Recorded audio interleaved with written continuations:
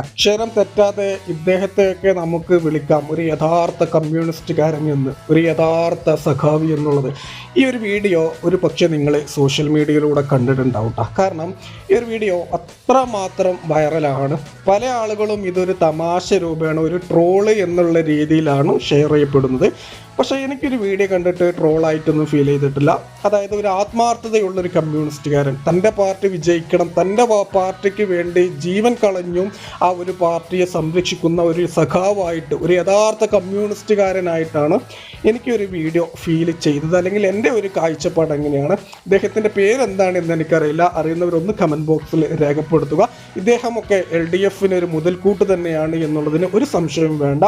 എന്തായാലും നിങ്ങളോട് ഞാനൊരു ചോദ്യം ചോദിക്കാൻ ആഗ്രഹിക്കുകയാണ്. ഇപ്രാവശ്യം LDF 3.0 വരുമോ, അല്ലെങ്കിൽ UDF ഭരണം തിരിച്ചു പിടിക്കുമോ, BJP നിർണായക ശക്തിയാകുമോ?